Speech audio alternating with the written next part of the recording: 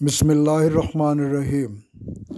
ایک عورت کو اللہ ہر بار اولاد نرینہ سے نوازتا، مگر چند ماہ بعد وہ بچہ فوت ہو جاتا، لیکن وہ عورت ہر بار صبر کرتی اور اللہ کی حکمت سے راضی رہتی تھی، مگر اس کے صبر کا امتحان طویل ہوتا گیا اور اس طرح ایک کے بعد ایک اس عورت کے 20 بچے فوت ہوئے۔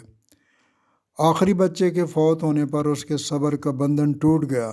وہ آدھی رات کو زندہ لاش کی طرح اٹھی اور اپنے خالق حقیقی کے سامنے سر سجدے میں رکھ کر خوب روئی اور اپنا غم بیان کرتے ہوئے کہا، اے کون و مکان کے مالک، تیری اس گناہ گار بندی سے کیا تقصیر ہوئی کہ سال میں 9 مہینے خون جگر دے کر اس بچے کی تکلیف اٹھاتی ہوں، اور جب امید کا درخت پھل لاتا ہے تو صرف چند ماہ اس کی بہار دیکھنا نصیب ہوتا ہے۔ آئے دن میرا دل غم کے ہول کا شکار رہتا ہے کہ میرا بچہ پروان چڑھے گا بھی کہ نہیں۔ اے دکھی دلوں کے بھید جانے والے، مجھ بے نوا پر اپنا لطف و کرم فرما دے۔ روتے روتے اسے اونگ آ گئی۔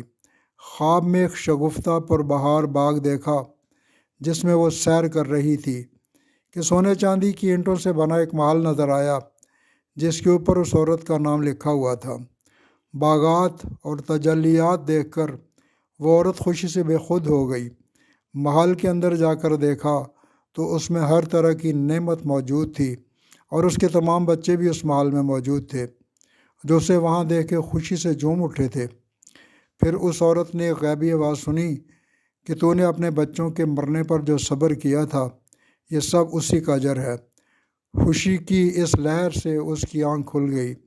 جب وہ خواب سے بیدار ہوئی تو اس کا سارا ملال جاتا رہا اور اس نے بھیگی ہوئی آنکھ سے عرض کیا، یا الہی، اب اگر تو اس سے بھی زیادہ میرا خون بہا دے تو میں راضی ہوں۔ اب اگر تو پوری عمر بھی مجھے اسی طرح رکھے تو مجھے کوئی غم نہیں۔ یہ انعامات تو میرے صبر سے کہیں زیادہ ہیں۔